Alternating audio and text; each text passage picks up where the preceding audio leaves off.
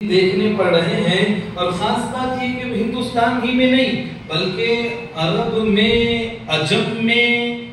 اور دیکھیں جزیرۃ العرب میں بھی دیکھیں شام میں کیا حال ہے، یمن میں کیا حال ہے، اور سوریہ میں کیا حال ہے، فلسطین میں کیا حال ہے۔ یعنی لکھنے والوں نے یہ لکھا ہے، کہنے والے ماہرین، یہ تجزیہ نگار یہ کہہ رہے ہیں کہ اب جو وقت آیا ہوا ہے ایسا وقت تو تاتاریوں کے زمانے میں بھی نہیں آیا تھا۔ بڑی ذمہ داری کے ساتھ یہ بات کہہ رہا ہوں۔ اب آپ کہیں گے کہ تاتاری قوم میں تو چند ہی دنوں میں 2 لاکھ مسلمان ذبح ہوئے، تو پھر اب اس سے برا وقت کیسے؟ تو اس کے لیے عرض ہے کہ اس وقت اگر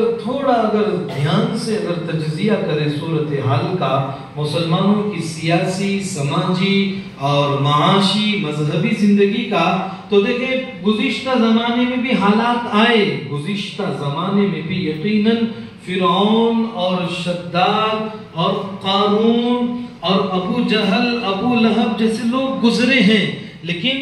پچھلے زمانے میں اس زمانے میں فرق یہ ہے کہ کسی زمانے میں اگر مسلمان پسماندہ تھے اور ذبح کا شکار تھے تو بس علاقے کے حساب سے بس وہیں تک مظلوم تھا، اور دوسری جگہ دیکھیں تو مسلمان بڑے عروج، ترقی اور خوب معاشی اور اس کے علاوہ سیاسی مسلمانوں کو بہت عروج تھا، پریشان تھی کسی ایک جگہ، لیکن دوسرے جگہوں پر دیکھیں تو چپے چپے پہ اسلام کا بول بالا، مسلمانوں کی معاشی صورتحال اور روز افزوں بڑھتی جا رہی تھی۔ لیکن موجودہ زمانے